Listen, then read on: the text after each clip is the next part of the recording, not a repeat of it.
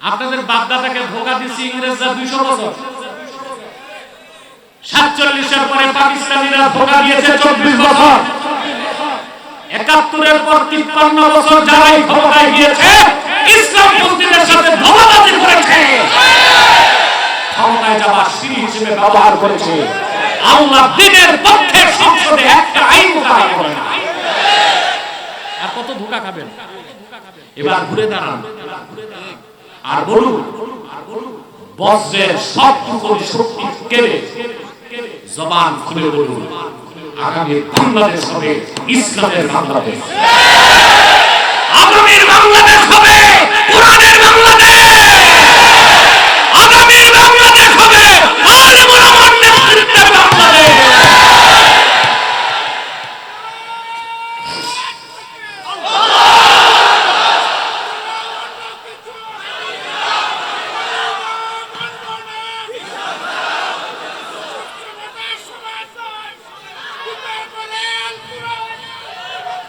আমার ভাইরা,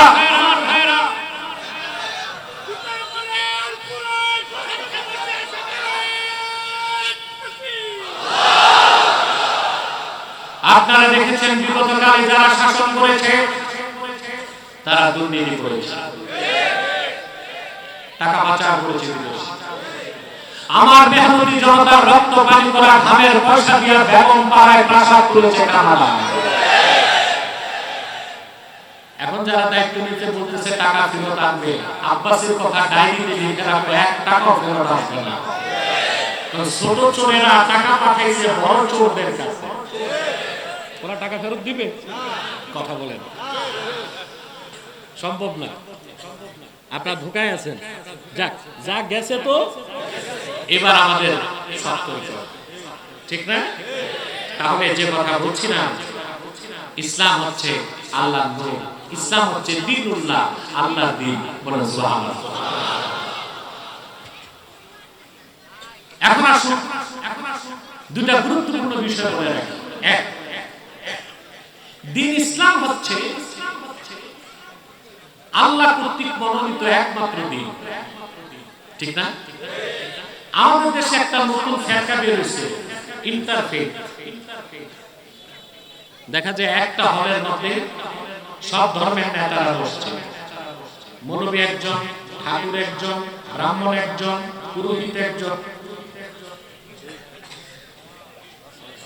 ফাদার একজন, সব বসে। ওনারা ইন্টারফেথ, আন্তধর্মীয় সম্প্রীতি প্রচার করে। ওনারা বলে ইসলাম ইজ দ্য বেস্ট, ইসলাম শ্রেষ্ঠ। তার মানে অন্যগুলো একটু একটু মানো না। আপনি যদি বলেন ইসলাম ইজ দ্য বেস্ট, এতটুকু বললে আপনি মুসলমান হতে পারবেন না। আপনাকে বলতে হবে Islam is the best, Islam is the last. ইসলামই শ্রেষ্ঠ, ইসলামই শেষ। Islam is fully completed by almighty Allah.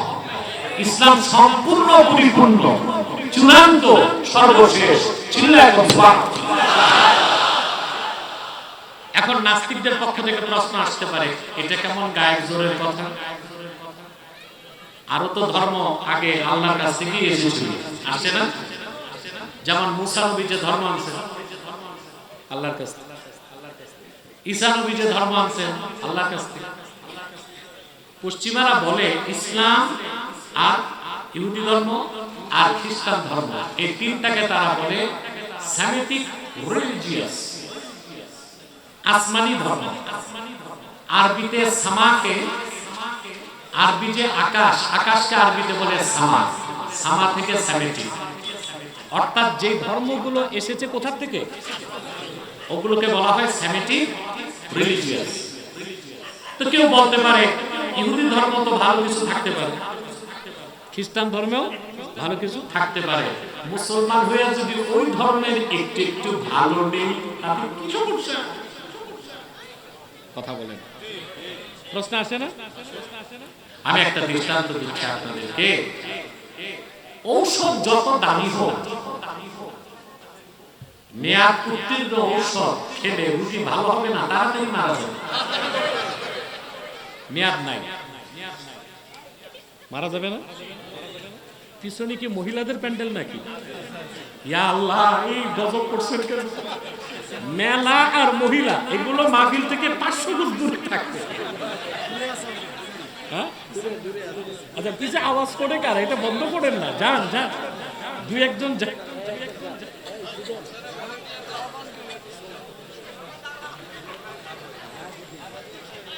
R 10 minute ইনশাআল্লাহ, কষ্ট হবে না তো?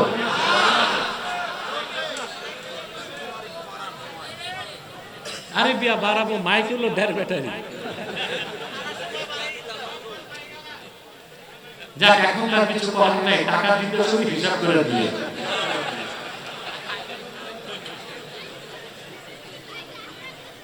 ঔষধ যত দামি হোক, মেয়াদ উত্তীর্ণ ঔষধ খেলে রোগী ভালো হবে না, তাড়াতাড়ি মারা যাবে। পৃথিবীতে সবচেয়ে এক্সপেন্সিভ মেডিসিন হচ্ছে ক্যান্সারের কেমোথেরাপি, ঠিক না? এখন উন্নত একটি কেমোথেরাপির দাম হচ্ছে একটা শিশি 1,20,000 টাকা। কত? আজকে কত তারিখ? তো ডেট আছে 29 তারিখ পর্যন্ত। এক শিশি ওষুধের দাম 1,20,000 টাকা। আজকে ডেট চলে গেছে, কালকে এটার দাম কত? 120 টাকা। তো কেউ কিনবে? ওষুধ তো দামি। এখন কেউ যদি বলে আরে ভাই এটা তো ভালো কোম্পানির ঔষধ, পুশ করেন, নিবেন? পূর্বের কোন ধর্মের কিছুই নেওয়া যাবে না। নবী মুসার মাধ্যমে আল্লাহ যে শরীয়ত পাঠিয়েছেন, ঈসা নবীর শরীয়তের মাধ্যমে সেটা মেয়াদ উত্তীর্ণ হয়ে গেছে। ঈসা নবীর মাধ্যমে আল্লাহ যে শরীয়ত পাঠিয়েছিলেন 1,500 বছর আগে, আল্লাহর আখির নবী মুহাম্মদ সাল্লাল্লাহু আলাইহি ওয়াসাল্লামের আনিত ইসলামের মাধ্যমে ঈসা নবীর শরীয়ত রিজেক্ট হয়ে গেছে। এখন মুসা নবী, ঈসা নবী, পূর্বের কোন নবীর শরীয়তের কোন ধর্মের কোন ভালো জিনিস নেবার কোন সুযোগ নাই। একমাত্র ইসলাম, শুধুমাত্র ইসলাম, কেবলমাত্র ইসলাম। দুই, ইসলাম হচ্ছে পূর্ণাঙ্গ জীবন বিধান, এটা কোনো ভার্সন নাই। কি নাই? এটা কেন বললাম? বাংলাদেশে এখন বুদ্ধিজীবী কমে গেছে। বুদ্ধিজীবী, পুরান পাগলের ভাত নাই। এখন নতুন পাগল কিছু বের হয়েছে, রাষ্ট্রচিন্তক। কি না?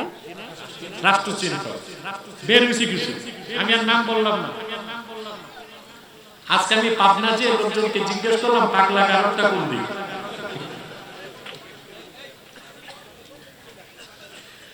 পাবনার লোক চিন্তায় পড়ে গেছে, হুজুর ভালো মানুষ, পাগলা কারণ খুঁজে গেল। আমি তো গেছি আকাশ পথে হেলিকপ্টারে, আমি তো দিক টিক চিনি না, তো হুজুর এই দিক। আমি বলছি সময় থাকলে আমি যাই দেখতাম কিছু সিট খালি আছে কিনা। বাংলাদেশে কিছু বুদ্ধিজীবীর মাথা ট্রিটমেন্টের জন্য পাগলা কারণে রাখা দরকার। বুদ্ধিজীবীগুলো কমছে। যত বুদ্ধিজীবী দেখেন দেশে, এগুলোর বাবাগুলো আমার সাথে ডিবেটে আছে। আলহামদুলিল্লাহ বলেন। এখন বুদ্ধিজীবীগুলোর ভাত নাই, এখন বেরোচ্ছে রাষ্ট্রচিন্তক, মানে পলিসি মেকার। এর মধ্যে একজন আছে ঢাকা বিশ্ববিদ্যালয়ে, তার কাজ হচ্ছে সমন্বয়কদের মাথা নষ্ট করা। আমি আর নামটা বললাম না। কি সুরত, কি তার লম্বা কুর্তা, এত মোটা পায়জামা, ওর ভিতরে ওর নাতির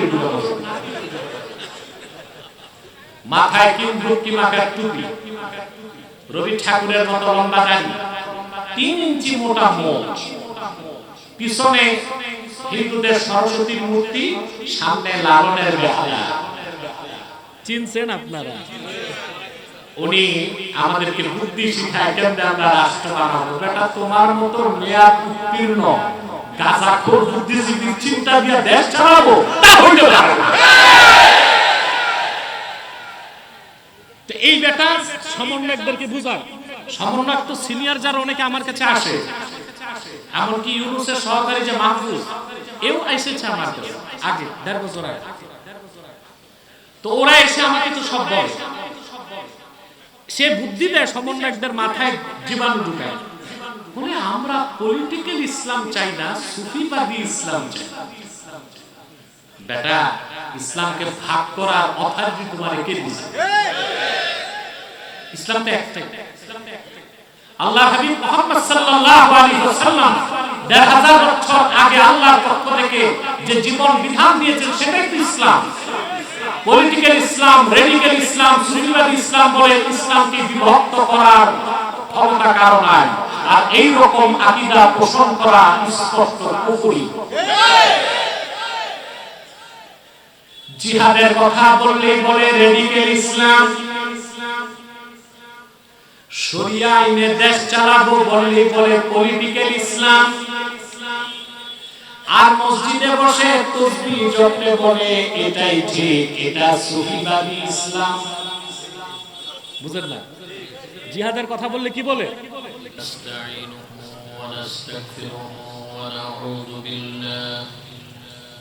ونعوذ بالله من شرور أنفسنا ومن سيئات أعمالنا من يهده الله فلا مضل له ومن يضلله فلا هادي له ونشهد أن لا إله إلا الله وحده لا شريك له ونشهد أن سيدنا وحبيبنا ومولانا محمدا عبد الله ورسوله صلى الله عليه وعلى آله وصحبه وسلم الذي أكمل الله به قصر النبوة أي ختم الله به النبوة وحكما لا نبي بعده وأعلن في القرآن بالبرهان أن محمدا صلى الله عليه وسلم خاتم النبيين والمرسلين الذي أرسله بالحق بشيرا ونذيرا وداعيا إلى الله بإذنه وسراجا منيرا فقد قال الله تعالى في كلامه المجيد والفرقان الحميد أعوذ بالله من الشيطان الرجيم بسم الله الرحمن الرحيم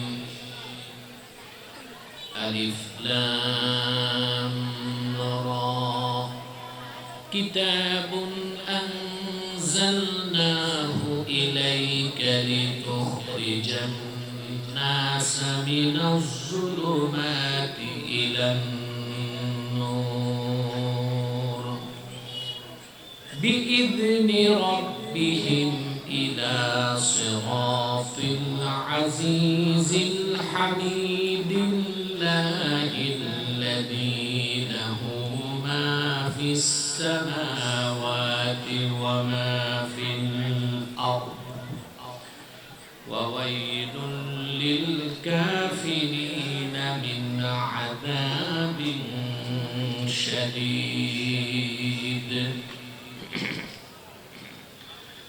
الذين يستحبون الحياة الدنيا على الآخرة ويصدون عن سبيل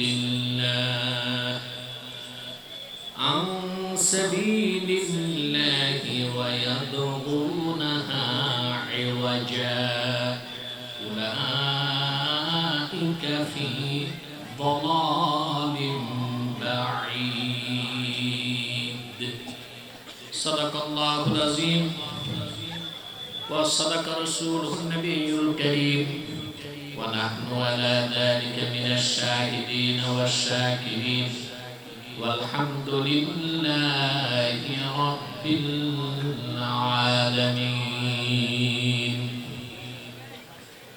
إن الله وملائكته يصلون على النبي يا أيها الذين آمنوا صلوا عليه وسلموا تسليما. اللهم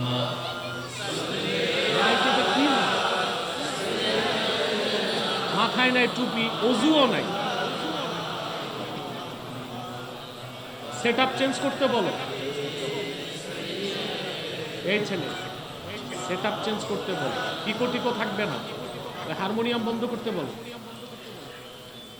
মাইকম্যান শট, কোনো মাইক চলে না। আমি যখন ঢুকতেছি 300 মিটার দূরে আওয়াজ নাই, আর চোঙ্গা ফিট করে রাখছে, দেখছেন? আসছে ওয়াজের মাহফিলে, মাথায় টুপি নাই, আমার মনে ওযুও নাই। আমাদের তো ভাই হাতিয়ার এইটা, এটাই যদি আমাদের, আজকে আমার দিনে মাহফিল ছিল পাবনাতে জুমা থেকে, ওখানে মাইকটা ভালো ছিল না, এখানেও মাইকটা এই অবস্থা, তো চলবো কেমনে? আমি তোমাকে গাইড করছি মাইকম্যান, শোনো। ওই যে তুমি যে মেশিন এনেছো 200 চাবি, ওটা তো তুমি চালাতে পারবে না, তোমার আব্বাও পারবে না, ওইটা বন্ধ করো। সেটআপ চেঞ্জ করো, জ্যাক চেঞ্জ করো, শুধু মাইক চলবে, স্পিকার চলবে, কোনো ইকো টিকো লাগবে না। অনেক বক্তা আছে সঙ্গীত গায়, ওদের কি ইকো লাগে? আমাদের তো সঙ্গীত গাওয়া নাই, ইকো দরকার নাই, স্পষ্ট আওয়াজ চাই, কম আওয়াজ চাই। ঠিক করো আস্তে আস্তে, আর ভিতরে হর্নগুলোতে সাউন্ড দাও। আপনারা কিছু বলবেন না, আপনারা বললে তো ভয় পেয়ে পালাই যাবে। যা বলার আমি বলবো। সম্মানিত সুধী, পিছনে আওয়াজ বন্ধ করেন, মহব্বতে আল্লাহুম্মা সাল্লি আলা সাইয়্যিদিনা। ঠিক হচ্ছে, এভাবে ঠিক করুক আস্তে আস্তে, বলে দেব। ওয়া আলা আলি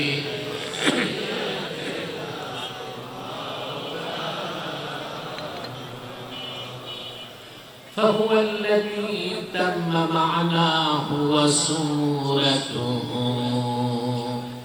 ثم اصطفاه حبيبا بارئ النسم. اللهم صل على سيدنا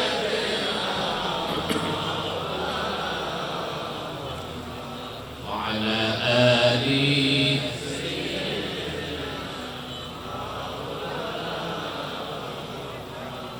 मेरा दिल तड़प रहा है, मेरा जल रहा है सीना,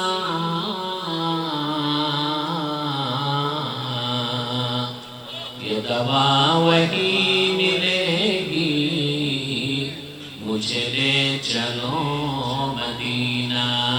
अल्लाहुम्मा सल्ली अला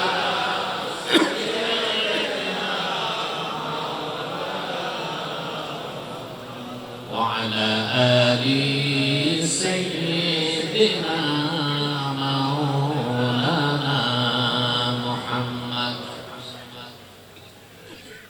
محمد رسول الله صلى الله عليه وسلم، ختم الله به النبوة وحكم لا نبي بعده، بلغ العلا بكماله، حسنت جميع خصاله.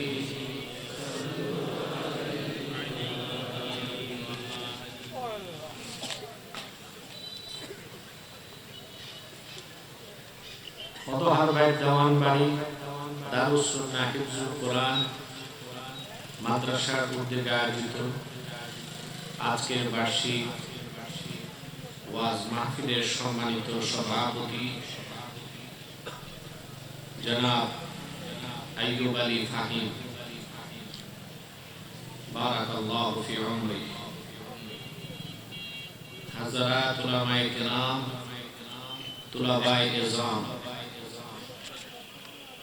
বিভিন্ন প্রান্ত থেকে আজকের মহতি মাহফিলে যারা উপস্থিত হয়েছেন, স্বেচ্ছায় সানন্দে স্বতঃস্ফূর্তভাবে মনের আনন্দে শুধুমাত্র কোরআন কারীমের দুর্বার টানে প্রবল আকর্ষণে তাদের সকলকে আমার পক্ষ থেকে শুভেচ্ছা, হৃদয় নিংড়ানো ভালোবাসা আর অন্তরের অন্তঃস্থল থেকে জ্ঞাপন করছি মুবারক।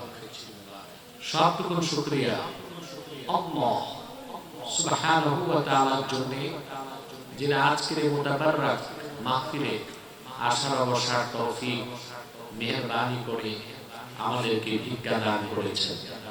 সেজন্য আসুন আমরা সকলে একবার অবনত চিত্তে হৃদয়ের আবেগ অনুভূতি উজাড় করে সশ্রদ্ধ কণ্ঠে রাতের নীরবতা নিস্তব্ধতা ভঙ্গ করে সিংহের মতো গর্জন করে একবার বলি আলহামদুলিল্লাহ।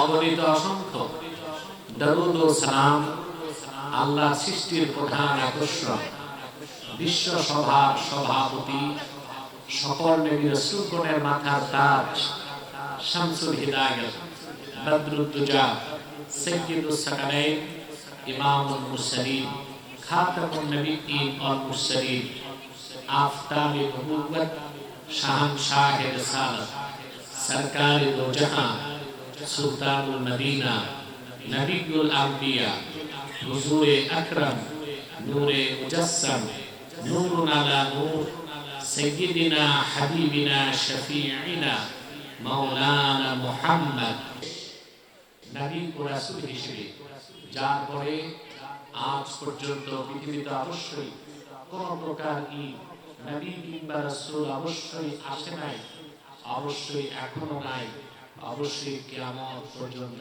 আসবে না। সম্মানিত সুধী, আমি আপনাদের এখানে আসতে চেয়েছিলাম বাদ মাগরিব, কমিটি বলেছে না রাত 10টার আগে আমাকে দিবে না, সেজন্য আমি একটু বিলম্বে এসেছি। এরপর আপনাদের যে পথঘাট মীরের বাজার থেকে, আমার মনে হয় দ্বিতীয় বিশ্বযুদ্ধে যে বোমা পড়ছে এরপর আর ঠিক হবে, এক মারাত্মক অবস্থা। তো এসে পৌঁছলাম, দিনে মাহফিল করে ক্লান্ত ছিলাম, আবার আসতে যে এই যে পথঘাট, অনেক ব্যথা বেদনা দুঃখের বোঝা নিয়ে এসেছি, কিন্তু আপনাদের সুন্দর চেহারাগুলো দেখে আমার সব দুঃখ চলে গেছে। আলহামদুলিল্লাহ। আপনারা বক্তব্য শুনেছেন দীর্ঘক্ষণ, আলহামদুলিল্লাহ। আজকে আমি আপনাদের সামনে একজন রাজনীতিবিদ চলে গেছে না আছে, নেতা যে বক্তব্য দিয়েছে, উনি সুন্দর কথা বলছিল যে দেশের দায়িত্ব আলেম ওলামাকে নিতে হবে, দায়িত্ব তো আলেম ওলামাকে দেন না।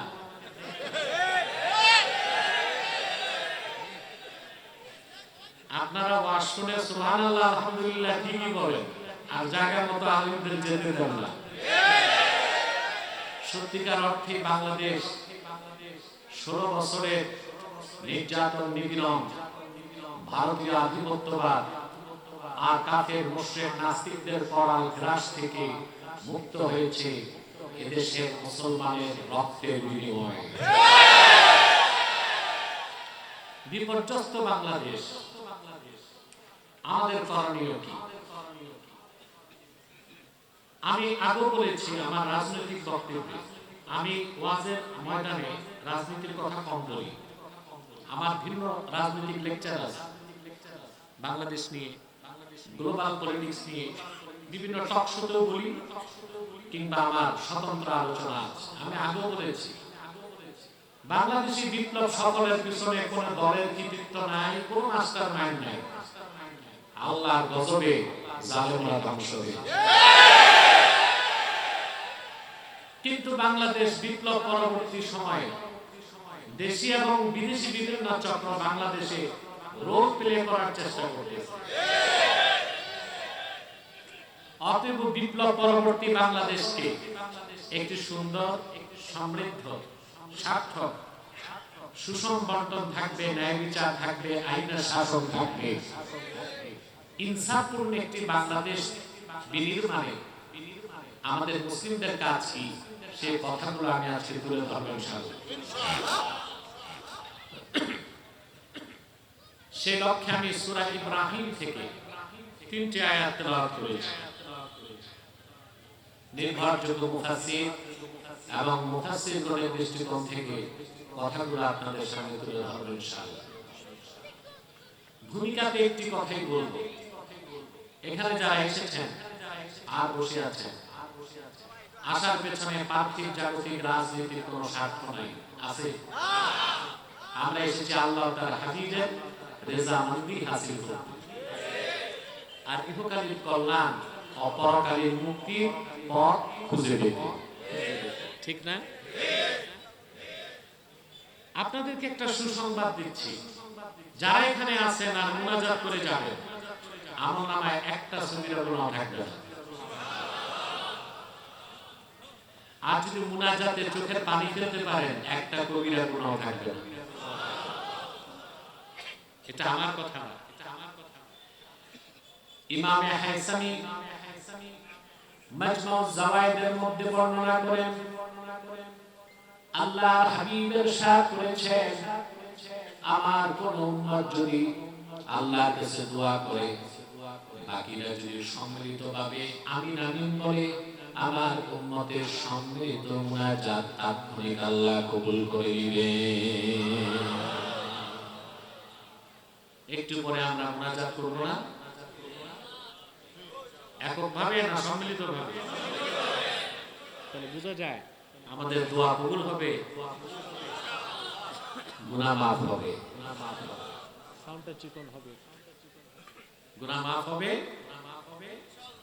তওবা কবুল ইনশাআল্লাহ। দ্বিতীয় সুসংবাদ, এখানে আপনারা যারা এসেছেন, আপনাদেরকে আল্লাহ তাআলা পছন্দ করেছেন। আপনারা খুশি হলেন না? তো পুরুষের কণ্ঠে বলেন আলহামদুলিল্লাহ। আল্লাহ পছন্দ করেছেন বলি দ্বীনের পথে আসার সুযোগ আপনাকে দিয়েছেন। সুবহানাল্লাহ। এটা আমার কথা না, সহিহ বুখারী কিতাবুল ইলমের হাদিস, হযরত মুআবিয়া রাদিয়াল্লাহু তাআলা আনহু বর্ণনা করেছেন। আল্লাহর হাবিব ইরশাদ করেছেন, মান ইউরিদিল্লাহু বিহি খাইরান ইউফাক্কিহু ফিদ-দীন ওয়া ইন্নামা আনা কাসিম ওয়াল্লাহু ইউতি। রাসূলুল্লাহ বলেছেন, আল্লাহ রাব্বুল আলামিন তার যে বান্দার কল্যাণ চান, ভালো চান, আল্লাহ তার সে বান্দাকে দ্বীনের শিক্ষা দিয়া দ্বীনের সমজদার বানায় দেন। সুবহান। ফাক্কাহা ইউফাক্কিহু মানে ফকিহ বানানো। কি বানানো? ফাকিহ বানানো। ফাক্কাহাল আলিমু তিলমিজাহু, ফকিহ বানানো, সুবহান। বদরুদ্দিন আইনি উমদাতুল কারীতে ব্যাখ্যা লেখেন, ইউফাক্কিহু ফিদ-দীন আই ইয়াজআলহু ফাকিহান ফিদ-দীন। আল্লাহ তার যে বান্দার কল্যাণ চান, ভালো চান, যাকে পছন্দ করে, আল্লাহ তার দ্বীনের সমজদার বানায় দেন। আল্লাহ যে আমাদের পছন্দ করেছেন, এতে আমরা খুশি না বেজার? বেজার শুধু শয়তান, আর শয়তানের চেলাচামুন্ডারও বেজার। তবে এখন আর সমাজে শয়তানের চেলাচামুন্ডা আগের মতো নাই। সব কিছু তো আছে, আছে না? তো শয়তান বেজা, শয়তানের সব চেষ্টা নস্যাৎ হয়ে গেছে। এখন একটা বাকি আছে, মুনাজাতের আগে উঠানো যায় কিনা। আমরা ন্যাক নিয়োগ করে শয়তানের নাপাক গালে একটা চপেটা ঘাট করতে চাই। রাজি আছে? আমরা নিয়োগ করছি কিছুক্ষণ পরে আজকে মুনাজাত করে গুনাহ মাফ করে নিষ্পাপ বেহেশতি আল্লাহ ওয়ালা হয়ে বাড়ি যেতে চাই। কারা কারা হাত তুলে আল্লাহ তাআলাকে ডাকো।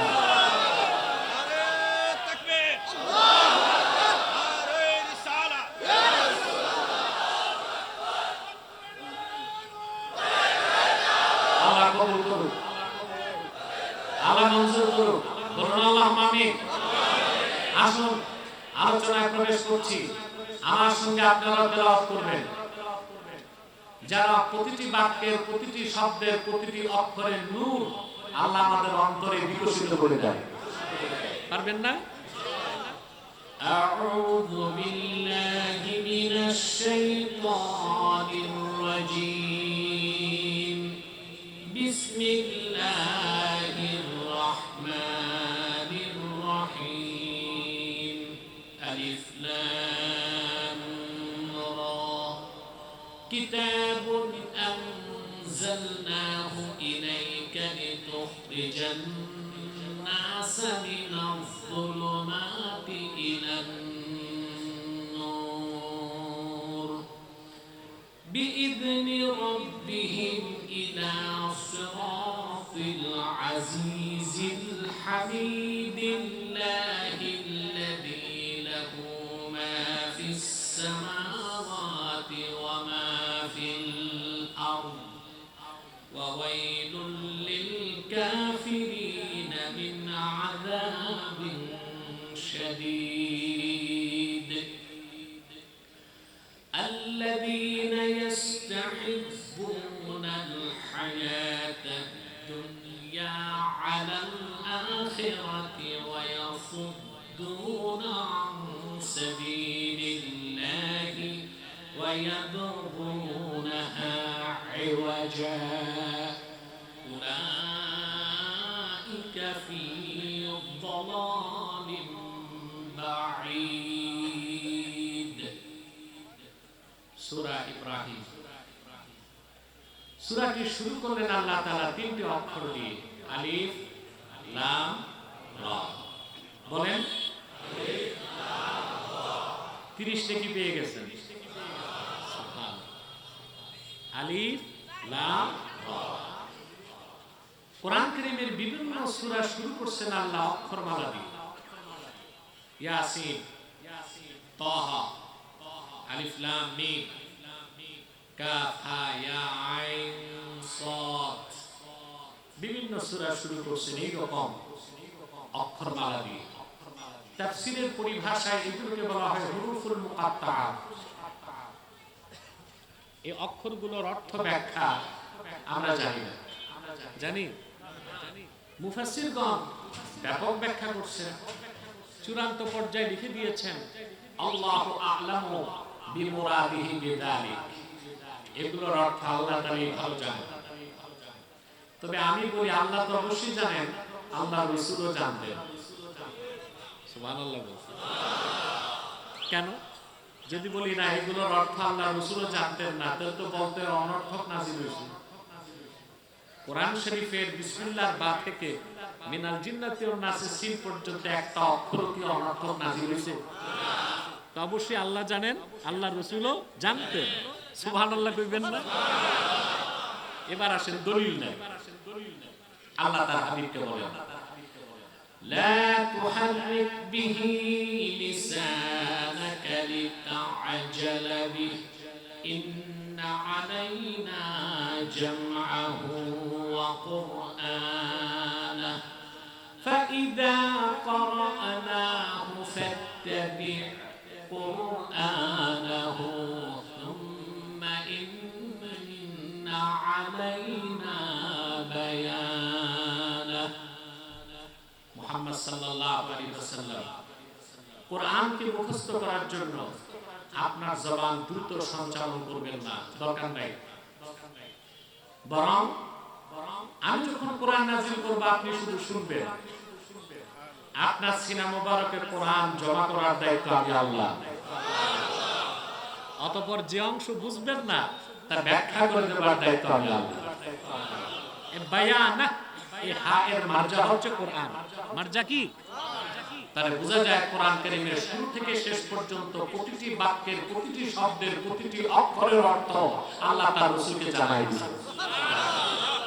কেউ যদি বলে না হুরুফুল মুকাত্তাত গুলো কি অর্থ, রাসূলুল্লাহ সাল্লাল্লাহু আলাইহি ওয়াসাল্লাম জানতেন না, আমি বলবো সে জাহেল ছাড়া কিছু না। শুধু জাহেল না, জাহেল মুরাক্কাব গায়রে মুফিদ। উম্মতের বান্দা এগুলো জানার দরকার নাই, আমরা জানি না। এই হচ্ছে হুরুফুল মুকাত্তাত নিয়ে আমার সংক্ষিপ্ত কথা। তারপর আল্লাহ তাআলা বলেন, কিতাবুন আনজালনাহু ইলাইকা লিতুখরিজান নাস মিনাজ যুলুমাতি ইলান নূর। মুহাম্মদ সাল্লাল্লাহু আলাইহি ওয়াসাল্লাম, এই কিতাব কোরআন আপনার উপর অবতীর্ণ করেছি যেন আপনি গোটা বিশ্ব মানবতাকে অন্ধকার সমূহ থেকে বের করে একটি নূর, একটি আলোর দিকে আনতে পারেন। সুবহানাল্লাহ। সেই নূর হচ্ছে ইসলাম। নূর কি? আর এর বিপরীতে হচ্ছে জুলুমাত। বিপরীতে কি? আরবিতে অন্ধকারকে বলে জুলমাতুন, আর বহুবচন হচ্ছে জুলুমাত। মানে আল্লাহ স্পষ্ট করে দিয়েছেন একমাত্র নূর বা আলো হচ্ছে ইসলাম। এছাড়া যা আছে, যত ধর্ম, কর্ম, তন্ত্র, মতবাদ, ইসলাম সব হচ্ছে অন্ধকার। ওখানে কোনো মুক্তি নাই, কল্যাণ নাই, নাজাত নাই, নিস্তার নাই। একমাত্র মানুষকে আলোর বর্তিকা দেখাবে ইসলাম আর ঈমান। বলে সুবহানাল্লাহ। এখানে আল্লাহ তাআলা ইসলামকে বলেছেন নূর। কি বলেছেন? দুঃখ এবং পরিতাপের বিষয়, আমার দেশে আছে খাজেন না, যারা প্র্যাকটিসিং মুসলিম, নামাজ রোজা আছে, থোতা কটা দাড়ি, মাথায় একখান টুপি, 2-4 রাকাত নামাজ পড়ে, এদেরও ইসলাম সম্পর্কে সুস্পষ্ট ধারণা নেই। সুস্পষ্ট এই জন্য আলেমদেরকে শ্রদ্ধা করে, পীর সাহেব পাইলে টাঙ্গাইলে চমচম খাওয়ায়, কিন্তু নির্বাচনে দাঁড়ালে আলেমকে ভোট দেয় না, চোরটা খাজের ভোট দেয়। তার কারণ ওই যে লোকটা মুসলিম, প্র্যাকটিসিং মুসলিম, ও ভাবছে 2-4 রাকাত নামাজ পড়লেই তো আমি মুসলিম।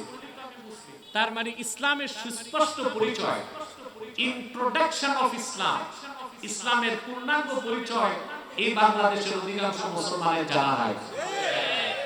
এজন্য এই দেশের মানুষ আলেমদের কথায় সুবহানাল্লাহ পড়ে, আলহামদুলিল্লাহ পড়ে, নারায়ে তাকবীর লাগায়, কিন্তু আলেমদের কথায় রাষ্ট্র পরিচালনা করে না, আদালত পরিচালনা করে না।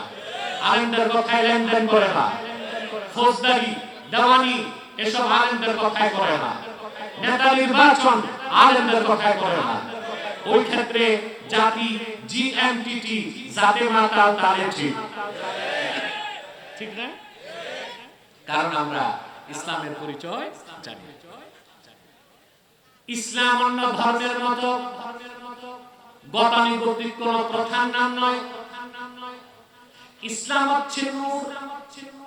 ইসলামের পরিচয় দিতে যে আল্লাহ তাআলা বলেন, ফামাইয়াকুর বিত্তাগুতি ওয়া ইউমিন বিল্লাহি ফাকাদ ইসতামসাকা বিল উরওয়াতিল উসকা।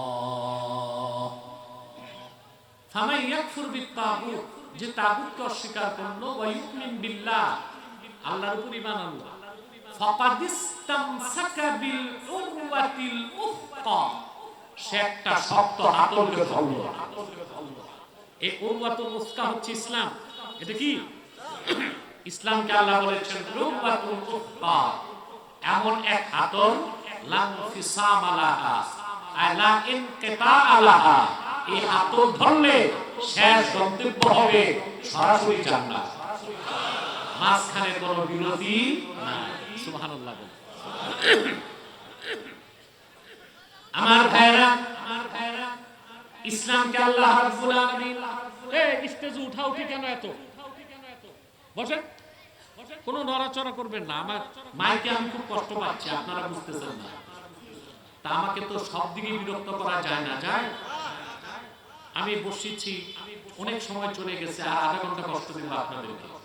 কোনো ডিস্টার্ব করা যাবে না, মনোযোগ দিয়ে কথাগুলো শোনেন। ইসলামকে আল্লাহ বলেছেন নূর, ইসলামকে আল্লাহ বলেছেন উরওয়াতুল উসকা, ইসলামকে অন্য জায়গায় আল্লাহ বলেছেন নূরুল্লাহ। এটা আল্লাহ নূর। কার নূর? আল্লাহ রাব্বুল আলামিন বলেন ইউরিয়াল্লাহি বিআফওয়াহিহিম ওয়াল্লাহু মুতিম্মু নূরিহি ওয়ালাউ কারিহাল কাফিরুন। আল্লাহ রাব্বুল আলামিন বলেন কাফের মুশরিকরা আল্লাহর নূরকে মুখের ফু দিয়া নিভায় দিতে চায়, তা কোনোদিন সম্ভব নয়। বরং আল্লাহ রাব্বুল আলামিন তার নূরকে অবশ্যই পরিপূর্ণতা দান করবেন। সেই নূর হচ্ছে ইসলাম। আল্লাহ রাব্বুল আলামিন দ্বীনের দাওয়াত দিতে লাখের উপর পয়গম্বর পাঠালেন। আদম থেকে শুরু করে ঈসা রুহুল্লাহ পর্যন্ত লাখের উপর পয়গম্বর আল্লাহ দ্বীনের দাওয়াত দিয়েছেন, কিন্তু আল্লাহ তার দ্বীনকে পরিপূর্ণ করেন নাই।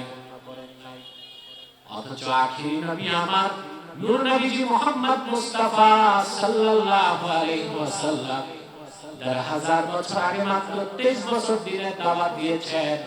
আল্লাহ তার দ্বীনকে পরিপূর্ণ করে তার নূরকে পরিপূর্ণ করে দিয়েছেন। চিন্তা করেন, লাখের উপর পয়গম্বর হাজার হাজার বছর দ্বীনের দাওয়াত দিয়েছেন, দ্বীন পরিপূর্ণ। কথা বলেন, মাহফিলে আছেন না কবরস্থানে? ভাবসাব ঠিক থাকতে হবে। আল্লাহ তার নূরকে পরিপূর্ণ করেন নাই। মুহাম্মদ সাল্লাল্লাহু আলাইহি ওয়াসাল্লাম মাত্র 23 বছর দাওয়াত দিয়েছেন, দ্বীনের জিহাদ করেছেন। সুবহানাল্লাহ। আল্লাহ দ্বীনকে পরিপূর্ণ করে দিয়েছেন। আল্লাহ হাবিব 23 বছর দ্বীনের দাওয়াত দিয়েছেন। শুধু দাওয়াত দিয়েছেন তাই নয়, ২৭টি যুদ্ধে নিজে রাসূলুল্লাহ নেতৃত্ব দিয়েছেন। দ্বীন প্রতিষ্ঠার জন্য তিনি তায়েফ গিয়েছেন, উহুদ গিয়েছেন, খন্দক গিয়েছেন, বদরে গিয়েছেন, হুনাইনে গিয়েছেন, উহুদে দাঁত শহীদ করেছেন, তায়েফে রক্ত দিয়েছেন। লাখের উপর পয়গম্বর হাজার হাজার বছর দ্বীনের দাওয়াত দিয়েছেন, দ্বীন পরিপূর্ণ হয় নাই। কিন্তু মুহাম্মদ সাল্লাল্লাহু আলাইহি ওয়াসাল্লামের 23 বছরের দাওয়াতের কারণে, মেহনতের কারণে, আর আল্লাহর হাবিবের রক্তের বিনিময়ে আল্লাহ তাআলা তার দ্বীনকে, তার নূরকে পরিপূর্ণ করে দিয়েছেন। তাই বলতেই হয় ১ লক্ষের উপর পয়গম্বরের মেহনতকে এক পাল্লায় দিলেও আল্লাহর হাবিবের মেহনতের সমান ওজন হবে না। সুবহানাল্লাহ। বুঝেন এগুলো? মাথায় ঢুকে? ঢুকে না তো ইসলামই তো চিনলেন না। খোদায় কয়খান দাড়ি, মাথায় একখান টুপি, ২ রাকাত নামাজ পড়ে আপনি ভাবছেন একেবারে জুবদাতুল আরিফিন হয়ে গেছে। আর মাশাআল্লাহ একটু জিকির করতে পারলে তো একেবারে পিরামিডের দস্তগীর। না, আগে ইসলাম চিনতে হবে, তারপর খাঁটি মুসলিম হতে হবে, ঠিক না? আল্লাহর হাবিব 23 বছর দ্বীনের দাওয়াত দেওয়ার পরে বিদায় হজ্জে যখন আরাফার ময়দানে উপস্থিত হলেন, জিলহজ মাসের ৯ তারিখ ছিল। আসর নামাজের শেষ সময় মাগরিবের কিছু আগে রাসূলুল্লাহর সামনে লক্ষাধিক সাহাবী দাঁড়ায় ছিলেন।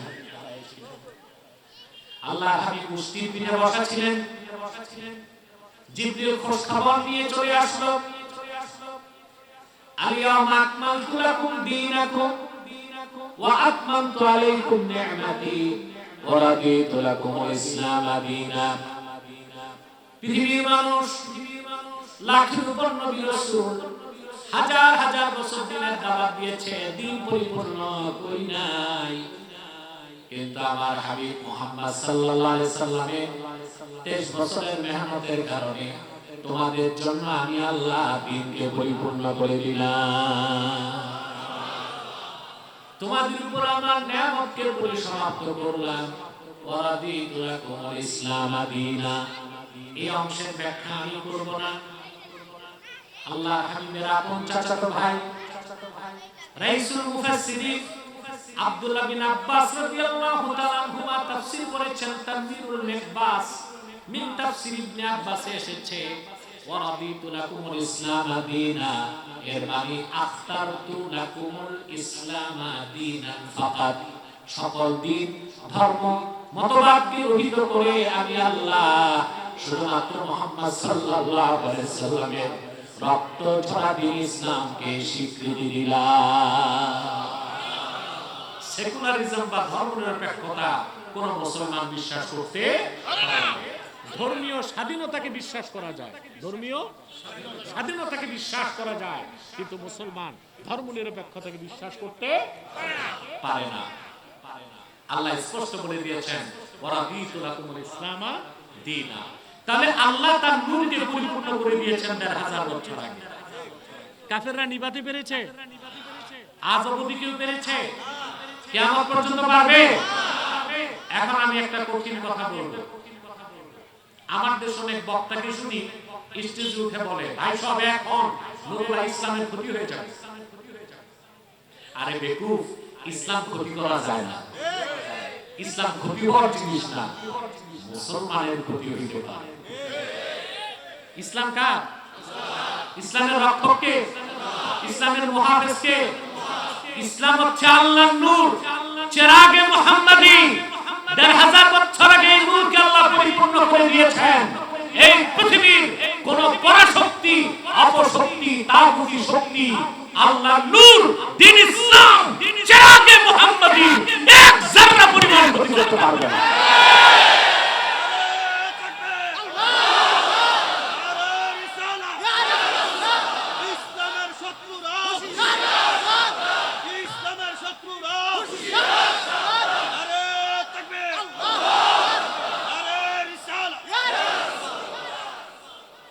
আমরা কথা সাবধানে বলবো, ঠিক না? মানুষ ওয়াজ শুনতে আসে ঈমান বাড়াতে। বাংলাদেশে এমন বক্তাও আছে যার ওয়াজ শুনে ঈমান চলে যায়। কথা বলে বক্তার তো অভাব নাই, বিভিন্ন ব্র্যান্ডের বক্তা। এখন বেরিয়েছে মোটিভেশনাল স্পিচ, পড়ানোই লেখা নেই, মাদ্রাসার বারান্দায়ও যায় না, শুধু ভাইরাল হওয়ার ধান্দা। বসে জিজ্ঞাসা করবে যুবকরা কে কে হালাল প্রেম করবা, তো যুবক তো এমনি চায় সুরসুরি, আমরা আছি আস্তাগফিরুল্লাহ বলবেন। আরে ভাই, প্রেম কি হালাল হয় নাকি? কিছুদিন পর বলবে কে কে হালাল মদ খাইবা। নাউজুবিল্লাহ। এগুলো হচ্ছে ভাইরাল হবার ধান্দা। এদের নাম হয়েছে মোটিভেশনাল স্পিচার। মাদ্রাসায় যায় নাই, নিজেরা বাসায় বসে স্কলার হয়ে গেছে। স্কলার তো না, স্ক্রু ড্রাইভার। স্ক্রু ড্রাইভারের কাজ কি? নাট বল্টু ফিট করা। এদের তো পড়াশোনা নাই, এই মানুষের মাথায় বদ আকীদা ফিট করতেছে। ইসলাম ধ্বংস করা, এ কথা বলবো আমরা? মুসলমানের ভুলের কারণে মুসলমানের ক্ষতি হতে পারে, ইসলামের ক্ষতি কেউ করতে পারবে না। কারণ ইসলাম হচ্ছে নূরুল্লাহ, আল্লাহর নূর। বলেন না সুবহানাল্লাহ। ইসলামের পরিচয় দিতে যে আল্লাহ রাব্বুল আলামিন মাত্র ইসলামকে বলেছেন দ্বীনুল্লাহ। সুবহানাল্লাহ বলবেন। দ্বীনুল্লাহ অর্থ কি? আল্লাহর দ্বীন। সুবহানাল্লাহ।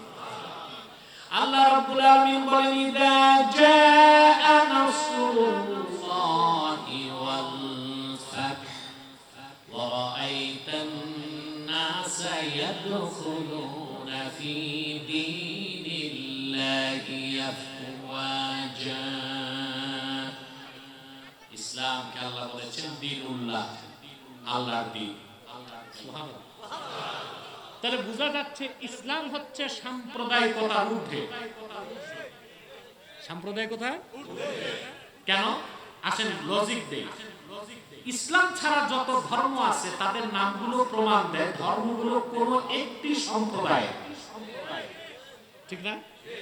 ইহুদি ধর্ম নাম কি প্রমাণ দেয়? ধর্মটা কাদের? খ্রিস্টান ধর্ম, হিন্দু ধর্ম, বৌদ্ধ ধর্ম, ধর্মের নাম প্রমাণ দেয় ধর্মটা একটি সম্প্রদায়। তাহলে ধর্মগুলো সাম্প্রদায়িক। কোরআন কারীমের শুরু থেকে শেষ কোন একটি বাক্যে আল্লাহ রাব্বুল আলামিন ইসলামকে দ্বীনুল মুসলিমিন বলেন নাই, মুসলমানের দিন বলেন নাই, বরং আল্লাহ বলেছেন দ্বীনুল্লাহ, ইসলাম হচ্ছে আল্লাহর দ্বীন। সুবহানাল্লাহ বললেন। তা আল্লাহর জমিনে আল্লাহর দ্বীন থাকবে না থাকবে? জমিন হচ্ছে আরদুল্লাহ, আমরা হচ্ছে ইবাদুল্লাহ, দ্বীন হচ্ছে দ্বীনুল্লাহ। আল্লাহর জমিনে আল্লাহর বান্দারা আল্লাহর দ্বীনের আইন দিয়া দেশ চালাবে, সেখানে মৌলবাদ, জঙ্গিবাদ আর সাম্প্রদায়িকতার ধোঁয়া তোলা যাবে না। যাবে? 16 বছর যারা ছিল ওদের ব্যবসার পুঁজি ছিল রাজাকার, যুদ্ধাপরাধী, জঙ্গিবাদ আর ছিল মৌলবাদ। আর কথায় কথায় বলতো আমরা অসাম্প্রদায়িক চেতনায় বিশ্বাসী, বলছে না?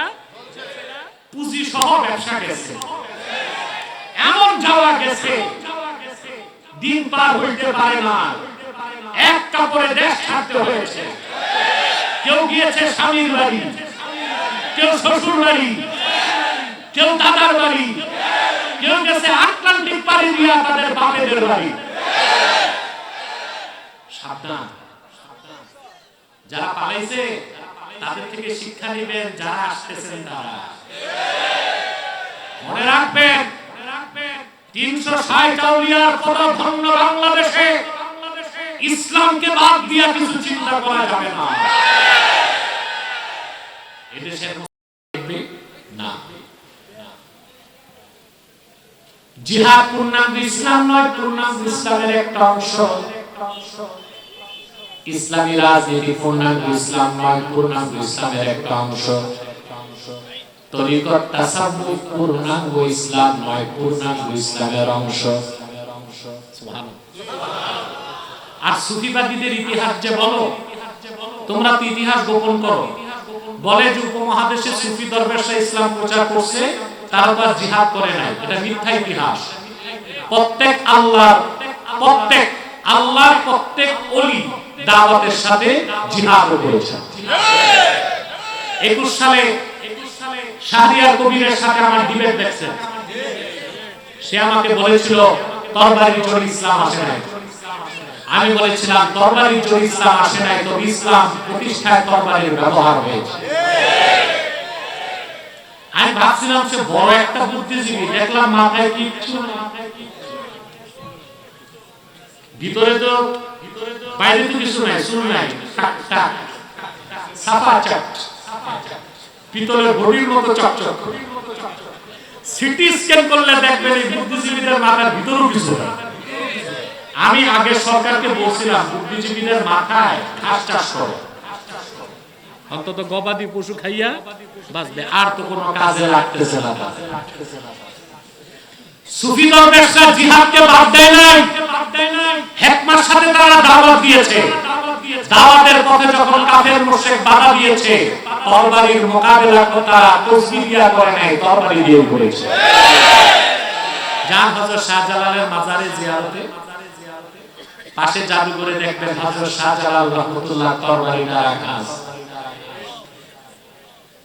হযরত শাহজালাল দ্বীন প্রতিষ্ঠায় যখন বাংলায় এসেছেন, তার বগলে ছিল জানামাজ, বুকে ছিল কোরআন, এক হাতে তাসবিহ, আরেক হাতে সোর্ড অফ জাস্টিস, ইনসাফের তরবারি, যেটা দিয়ে রাজা গৌরগোবিন্দের বিস্তারকে ভেঙে দিয়েছে। জিহাদ বাদ দেন নাই, শাহজালালের আগে বাংলাদেশের প্রাচীন রাজধানী ছিল আপনার দিনাজপুর, বগুড়া, মহাস্থাগর। এটা বোধহয় পুন্ডু বর্ধন বলে ইতিহাসে। এটা ছিল প্রাচীন রাজধানী। 440 হিজরিতে মানে 1000 বছর আগে সুলতান মাহমুদ বালখি মাহি সাওয়ার রহমাতুল্লাহ আল্লাহ দ্বীন প্রতিষ্ঠায় সেখানে এসেছেন। বগুড়া মহাস্থাগরে তার মাজার শরীফ আছে, আমি ওদিকে জিয়ারত করি। 440 হিজরিতে 1000 বছর আগে ওনার বাবা ছিল আফগানিস্তানের বালখ নামক রাজ্যের বাদশা। বাবার মৃত্যুর পর তিনি হচ্ছেন বাদশা। বাদশাহীকে বাদ দিয়া আল্লাহ দ্বীনের দাওয়াতে চলে এসেছেন আফগানিস্তান থেকে সন্দ্বীপে। সন্দ্বীপ থেকে নদী পথে গেছেন বগুড়া মহাস্থাগর। ওখানে যে দ্বীনের দাওয়াত দিলেন প্রথম চান্সই ওখানে হিন্দু রাজা যে ছিল পরশুরাম, কিনা পরশুরামের স্ত্রী আর মন্ত্রী মুসলমান হয়ে গেছে। পরশুরাম চিন্তায় পড়ে গেছে, বউ মুসলমান হয়ে গেছে, মন্ত্রী মুসলমান হয়ে গেছে, রাজত্ব তো আর থাকবে না। সুলতান মাহমুদ বলখির বিরুদ্ধে সে অস্ত্র হাতে নামলো, আর সুলতান মাহমুদ বলখিও অস্ত্র হাতে জিহাদের ময়দানে ঝাঁপিয়ে পড়লেন। যুদ্ধে তিনি বিজয়ী হলেন। পরশুরাম নিহত হলো 1000 বছর আগে বগুড়ার মাটিতে আল্লাহ দ্বীনের ঝান্ডা উড্ডীন হয়েছে। কি সুফিবাদ ইসলাম মানে জিহাদবাদ? কথা বলেন। জিহাদ পূর্ণাঙ্গ ইসলাম নয়, পূর্ণাঙ্গ ইসলামের অংশ। আবার বলছি, ইসলামী রাজনীতি পূর্ণাঙ্গ ইসলাম নয়, পূর্ণাঙ্গ ইসলামের অংশ। তরিকত, তাসাউফ, ইলমে মারিফাত পূর্ণাঙ্গ ইসলাম নয়, পূর্ণাঙ্গ ইসলামের অংশ। অতএব রেডিক্যাল ইসলাম, পলিটিক্যাল ইসলাম আর সুফিবাদ ইসলাম বলে ইসলামকে ভাগ করা যাবে না। Islam is the best, Islam is the last, Islam is completed by almighty Allah. ইসলামী শ্রেষ্ঠ, ইসলামী শেষ, ইসলামী পূর্ণাঙ্গ। এটাকে বিভক্ত করার ক্ষমতা কারো নাই। কথাগুলো বুঝলেন? 1 ঘন্টা হয়ে গেছে, আর 10 মিনিট।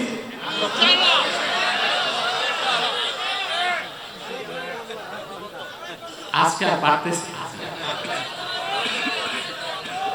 রাখেন, বলতেছি একটু একটা মেসেজ তো দিব আমি আপনাকে। একটা মেসেজ নিয়ে যেতে হবে না বাড়িতে?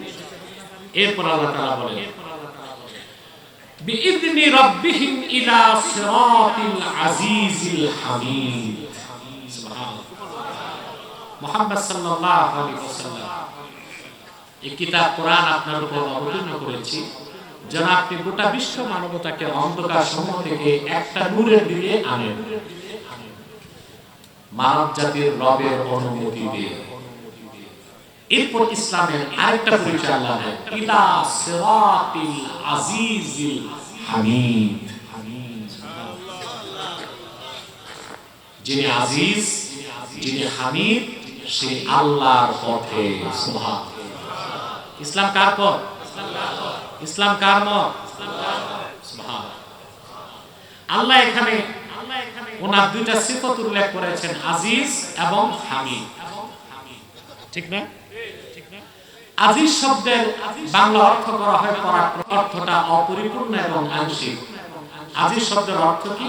ইমাম রাজি তার তাফসীরে লেখেন, আজিজ অর্থ হচ্ছে আল্লাযী লা ইউজাদু লাহু মিসলুন।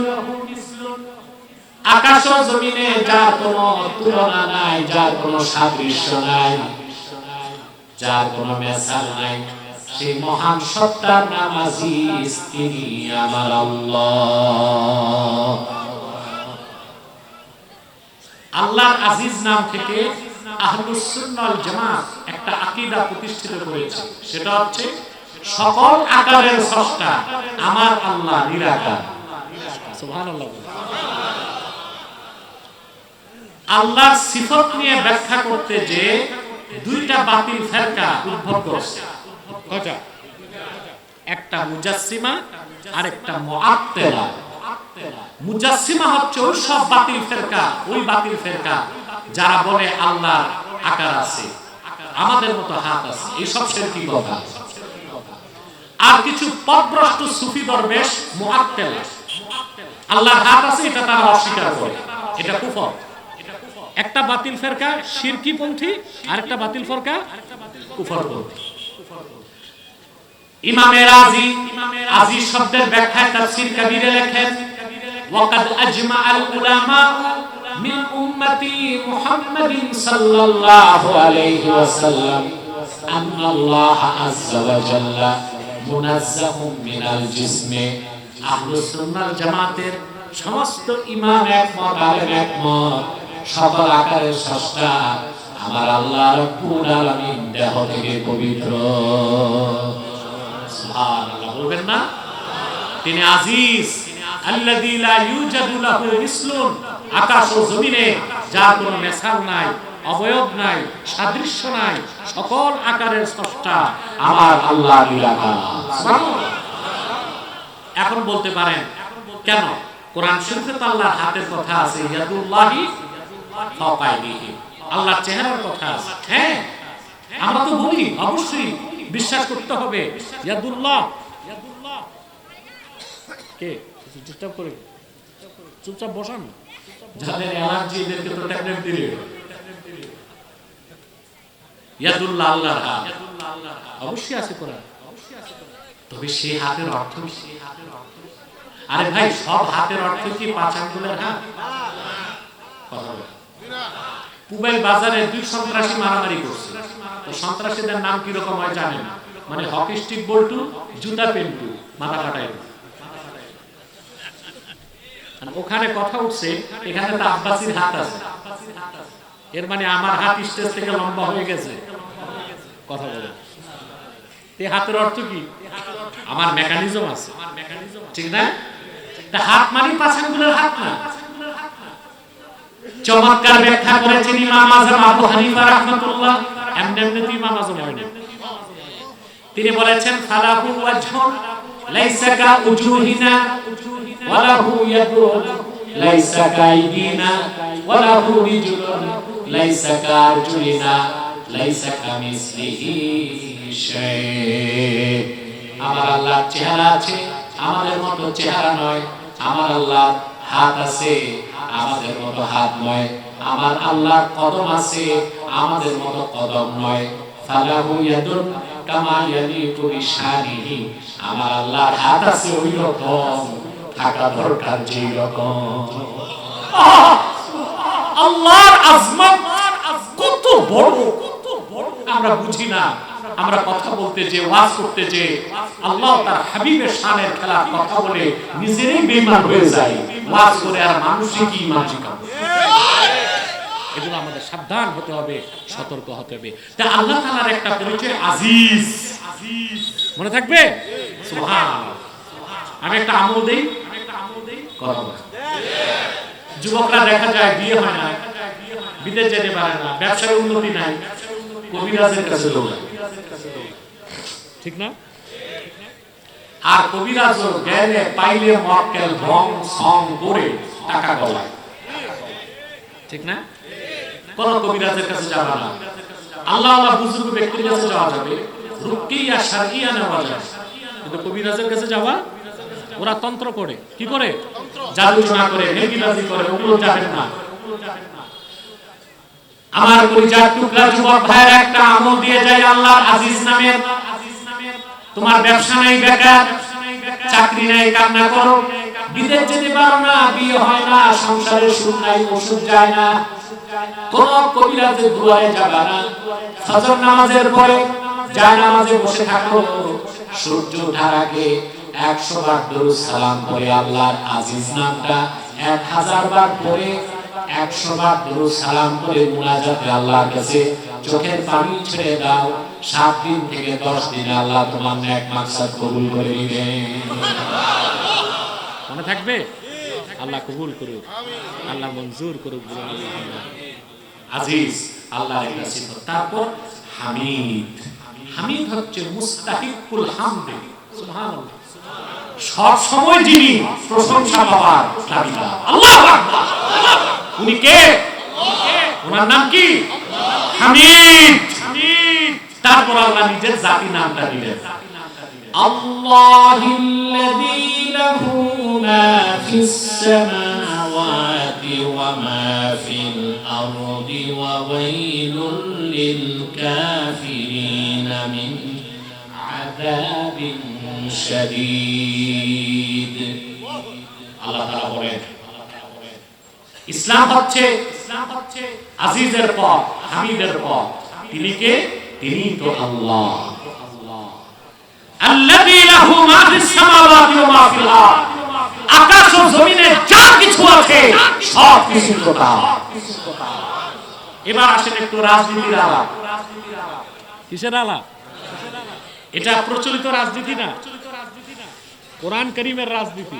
এটা বলতেই হবে আমাকে, যেহেতু এখন সারা দেশে কথা হচ্ছে যে আপনার রিকনস্ট্রাকশন অফ কনস্টিটিউশন, সংবিধান সংস্কার। এই সংবিধান নিয়ে আবার দেশের বুদ্ধিজীবীরা তিনটা ফেরকা হয়েছে। কয়টা? একদল বলতেছে ৭২-এরটাই থাক সংবিধান। আরেক দল বলতেছে না পুরা বদলাও, আরেক ফেরকা বলতেছে না একটু ঘষা মাজা করো। কি করো? এরা আমাদেরকে কটাক্ষ করে যে আলেমরা এত ভাগ কেন? এরাও কিন্তু কম ভাগ না, এরাও কম ভাগ না। কয়টা ফেরকা হয়েছে? একদল বলতেছে সংবিধান আগেরটাই থাক, আরেক দল বলতেছে বদলাও, আরেক দল বলতেছে ভালো কথা। আমরাও চাই সংবিধান হোক, কিন্তু আমাদের মধ্যে আর তাদের মধ্যে পার্থক্য কি? সুবহানাল্লাহ। আমরা বলি সার্বভৌমত্বের মালিক আল্লাহ, আর তারা বলে সার্বভৌমত্বের মালিক জনগণ। সার্বভৌমত্বের মালিক জনগণ, এটা মেনে নেওয়া শিরক। এই ভিত্তির উপর যারা রাজনীতি করে তাদের রাজনীতি তাদেরকে জাহান্নাম নিয়ে যাবে। আর লাহু মা ফিস সামাওয়াতি ওয়া মা ফিল আরদ, আকাশ ও জমিনের সার্বভৌমত্ব কার? এই তাওহীদের এই কনসেপ্ট, এই বিশ্বাস নিয়ে যারা রাজনীতি করে, সুন্নাত তরিকায় যদি তাদের রাজনীতি হয়, রাজনীতিটা ইবাদত হয়ে যাবে। সার্বভৌমত্বের মালিক কে? তিনটা কারণে: মুলকান, খালকান, আবিদান। সুবহানাল্লাহ। মুলকান, খালকান, আবিদান। আকাশ ও জমিনের রাজত্ব কার? আল্লাহ। স্রষ্টা কে? আল্লাহ। বান্দারা কার? অতএব সার্বভৌমত্ব কার? আল্লাহ। মানুষের সার্বভৌমত্ব মানুষ মেনে নিতে পারে না। এখন আসেন, আমরা যারা বলি জনগণ সার্বভৌমত্বের মালিক, তাদের অবস্থা আর মূর্তি পূজারীদের মধ্যে খুব একটা পার্থক্য নেই। যারা মূর্তি পূজা করে, যেমন হিন্দুরা সরস্বতী পূজা, লক্ষ্মী পূজা, আর কি আছে দুর্গা পূজা, এই পূজার আগে ওদের কোনো মূর্তি থাকে? থাকে না। পূজার আগে এগুলো বানায়, নিজ হাতে বানায়, তারপর খোদা মেনে ঈমান আনে। পূজার পরে এগুলো আবার নিজ হাতে কি করে? ভ্যানিশ করে দেয়। ঠিক না? আমার একটা মজার কথা মনে পড়ছে। হযরত ওমর রাদিয়াল্লাহু তাআলা তিনি একদিন বসে আছেন, হঠাৎ করে হাসতে লাগলেন। হযরত ওমর এত রাগী মানুষ, শয়তান যার ছায়া দেখলে দৌড় দিত। সাহাবা একরাম জিজ্ঞেস করলেন, আমিরুল মুমিনিন, কথা নেই বার্তা নেই, আপনি হাসলেন কেন? বলে, ইসলাম কবুলের আগে জাহিলি যুগে আমরা এমন কিছু কাজ করতাম, মনে পড়লে হাসি আসে। বলে কি করতে? বলবো? তো বলে, হযরত ওমর বললেন, কুননা ফিল জাহিলিয়াতি নাসনাউ সানামান বিল আজওয়া থুম্মা নাকুলুহু। জাহিলি যুগে আমরা খেজুর দিয়ে মূর্তি বানাইতাম, চুমা দিতাম, শ্রদ্ধা করতাম, মাথায় রাখতাম, ইবাদত করতাম, বগলে রাখতাম, সাজদাও দিতাম, ক্ষুধা লাগলে খেয়ে ফেলতাম।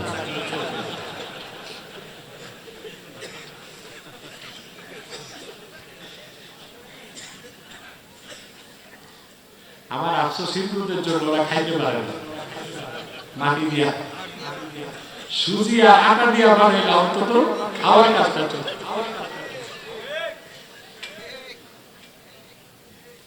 আমরা তো ওদেরকে ভালো বুদ্ধি দিই, কিন্তু ওরা তো আমাদের সরলতাকে দুর্বলতা মনে করতে। কি মনে করে? আমার দুঃখ হয় বাংলাদেশে যারাই রাজনীতি করে তারা মানে ভারতের দালালি ছাড়া ক্ষমতায় যেতে চায় না। প্রকাশ্যে আদালতে আমার এক ভাই সাইফুলকে কুপিয়ে হত্যা করল ইসকন।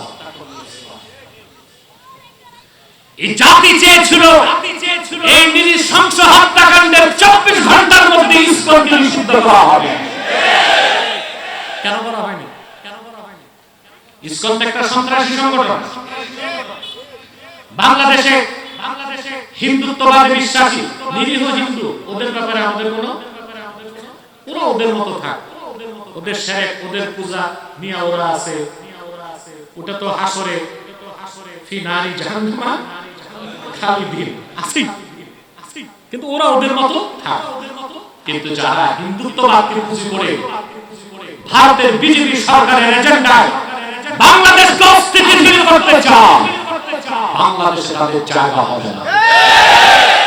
অনতিবিলম্বে ইসকনকে নিষিদ্ধ করতে হবে। আর প্রকাশ্য আদালত প্রাঙ্গণে একজন মুসলিম উকিলকে হত্যা করল যারা, গ্রেফতার করে দ্রুত ট্রাইব্যুনালে ফাঁসির রায় তাদের কার্যকর করতে হবে। মুসলমান বিশ্বাস করে কোন এক হিন্দুর অপরাধে আরেক হিন্দুকে শাস্তি দেওয়া। আমাদের দেশের কিছু আলেমী আশকারাটা দিয়ে দিয়েছিল, ওনারা মসজিদ মাদ্রাসা বাদ দিয়ে মন্দির পাহারা শুরু করেছে। না, এটা ঠিক হয়নি। হিন্দুরা মূর্তি বানাবে, তারাই মূর্তি পাহারা দিবে, সরকার তাদের সহযোগিতা করবে। মূর্তি বানাবে তারা, আলেমরা পাহারা দিবে, এটা একটা শিরকি সিদ্ধান্ত। আর এটাই তাদের আশকারাকে বাড়িয়ে দিয়েছে। ভবিষ্যতে আমরা যেন সতর্ক হই, এরকম শিরকি আত্মঘাতী সিদ্ধান্ত যেন না নেই। আজ ওরা বিনিময় কি দিল? প্রকাশ্য আদালতে আমাদের ভাইকে কুপিয়ে হত্যা করল। আমরা এটা বিচার চাই। ইসকনকে নিষিদ্ধ করতেই হবে। যে রাজনৈতিক দল ইসকনের পক্ষে দালালি করবে আর ইসকন নেতার চিহ্নের মুক্তি চায়, ওই রাজনৈতিক দলকে বাংলাদেশে ব্যান করবে।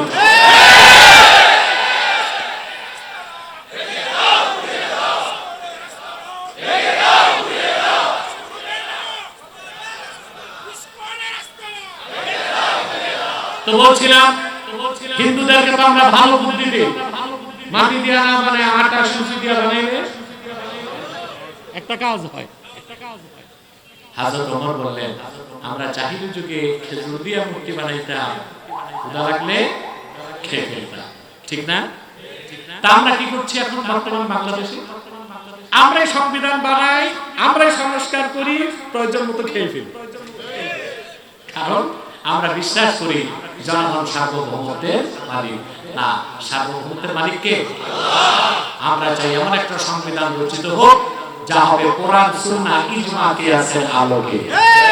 যে সংবিধান আমাদেরকে একটা সমৃদ্ধ দেশ দিবে, একটা ইনসাফপূর্ণ রাষ্ট্র দিবে, যে রাষ্ট্রে সুষম বন্টন থাকবে, নাগরিকদের অধিকার রক্ষিত হবে, যেখানে দুর্নীতি থাকবে না, যে দেশের মানুষ অন্য কোনো পরাশক্তিকে ভয় করবে না, ওই রকম একটা স্বাধীন রাষ্ট্র আমরা চাইছি। বলা ঠিক নয় আমরা 47 স্বাধীন হই নাই, 71 সাল স্বাধীন হই নাই, 5 তারিখও স্বাধীন হই নাই। আমরা সেদিন স্বাধীন হব যেদিন আমার দেশে নীতি নির্ধারণ আমরা করতে পারব। এখন কি পারি? আমাদের রাজনীতির রশি আটলান্টিকের ওপারে, আমরা পারতেছি না। যেদিন আমরা কোরআন সুন্নাহকে বিশ্বাস করে জনগণের সিদ্ধান্ত নিতে পারবো আমার দেশ কিভাবে চলবে, আমি সিদ্ধান্ত নেব, সেদিনই আমরা স্বাধীন হতে পারবো। তার সার্বভৌমত্বের মালিক কে? লাহু মা ফিস সামাওয়াতি ওয়া মা ফিল আরদ, আকাশ ও জমিনে যা কিছু আছে কার? ওয়া ওয়াইলুল লিল কাফিরিন মিন আযাবিন শাদীদ, আর কাফেরদের জন্য রয়েছে দুর্ভোগ, রয়েছে জাহান্নামের কঠিন শাস্তি। সাদাকাল্লাহুল আযীম ওয়া সাদাকা রাসূলুহুন নবিয়ুল কারীম ওয়া নাহনু আলা যালিকা মিনাশ শাহিদিন ওয়াশ শাকিরিন ওয়া আলহামদুলিল্লাহি রাব্বিল আলামিন। আরে ভাই, ওয়াজ হইছে যাও কই, তোমরা কি আউলিয়া কেরাম যে মুনাজাত লাগবে না?